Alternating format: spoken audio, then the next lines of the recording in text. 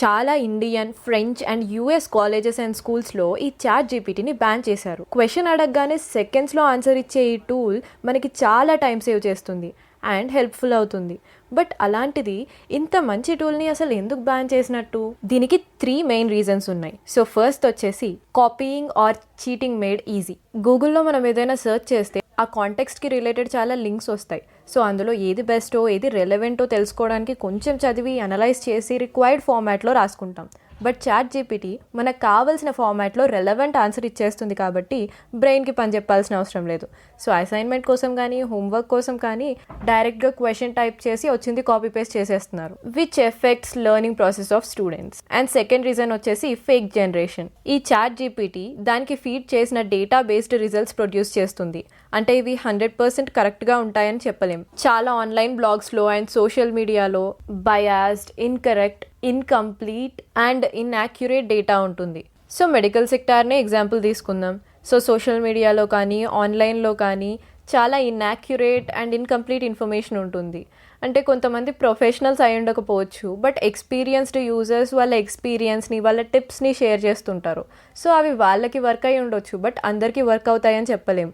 కొన్నిసార్లు అది యూస్ చేసిన వాళ్ళకి సైడ్ ఎఫెక్ట్స్ కూడా రావచ్చు. అండ్ కొంతమంది వాళ్ళ ఒపీనియన్స్ ఆర్ ప్రెడిక్షన్స్ షేర్ చేస్తుంటారు. సో ఒకవేళ చాట్ జీపీటీ ఈ డేటా బేస్డ్గా ఆన్సర్స్ ప్రొడ్యూస్ చేస్తే గనక దాని రిజల్ట్ చాలా డేంజరస్ అవుతుంది. అన్ని ఇన్కరెక్ట్ ఇన్ఫర్మేషన్ ప్రొడ్యూస్ చేస్తుందని కాదు, బట్ ఇన్కరెక్ట్ విషయాలు అయితే ప్రొడ్యూస్ చేసే ఛాన్స్ ఉంది. ఆల్రెడీ ఈ చాట్ జీపీటీని ఇంట్రడ్యూస్ చేసిన స్టార్టింగ్లో చాలా ఫేక్ ఇన్ఫర్మేషన్ ప్రొడ్యూస్ చేసింది. బట్ చాట్ జీపీటీ డెవలపర్స్ దీని మీద వర్క్ చేసి చాలా వరకు సార్ట్ అవుట్ చేశారు. కంప్లీట్లీ సార్ట్ అవుట్ అవ్వలేదు, there are still chances. So అన్నీ నమ్మడానికి లేదు. ఒక సబ్జెక్ట్ మీద మనకి 50 to 70% నాలెడ్జ్ ఉందంటే చాట్ జీపీటీ ప్రొడ్యూస్ చేసింది రైటా రాంగా అని మనం తెలుసుకోగలుగుతాం.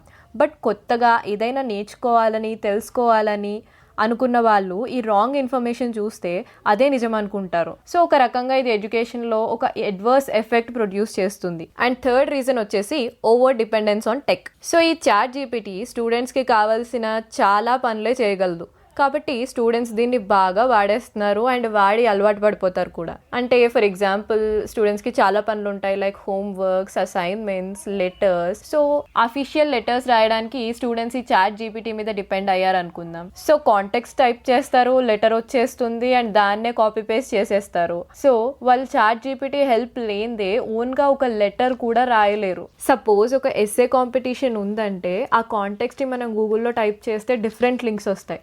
సో అన్నీ స్టడీ చేసి అనలైజ్ చేసి అందులో ది బెస్ట్ పాయింట్స్ తీసుకొని వాటిని ఒక సరైన ఫార్మాట్లో చేసి, సో ఇదంతా ఏంటంటే మనకి ఎస్సే రాయడం నేర్పిస్తుంది, అలాగే చాలా నాలెడ్జ్ తెచ్చిపెడుతుంది అండ్ మనలో క్రియేటివిటీని కూడా ఇంప్రూవ్ చేస్తుంది. బట్ ఈ చాట్ జీపీటీని యూస్ చేసామనుకోండి, లైక్ నాకు 150 to 200 వర్డ్స్లో ఎస్సే కావాలని అంటారు కాంటెక్స్ట్ ఇచ్చి.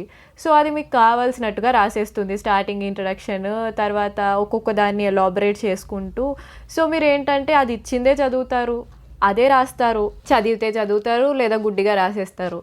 సో ఇక్కడ మనకి నాలెడ్జ్ జీరో, క్రియేటివిటీ పడిపోతుంది, లెర్నింగ్ కూడా పడిపోతుంది. సో ఇది కూడా ఎడ్యుకేషన్ పరంగా చాలా నెగిటివ్ ఎఫెక్ట్ ఇస్తుంది స్టూడెంట్స్కి. సో ఎడ్యుకేషన్ పరంగా చాట్ జీపీటీ చాలా నెగిటివ్గా స్టూడెంట్స్ని ఇంపాక్ట్ చేస్తుంది కాబట్టి చాలామంది scholars, scientists and researchers chat జీపీటీకి ఈ విషయంలో కొంచెం అగైనిస్ట్గా ఉన్నారు. మనం కూడా దీన్ని అవసరానికి తగ్గట్టు వాడాలే కానీ it's a great tool. But ప్రతిదానికి దీని మీద డిపెండ్ అయిపోతే మాత్రం అది మనల్కే ఎఫెక్ట్ అవుతుంది. So that's it for the video guys. Thanks for watching and like, share, subscribe to NeoExplore.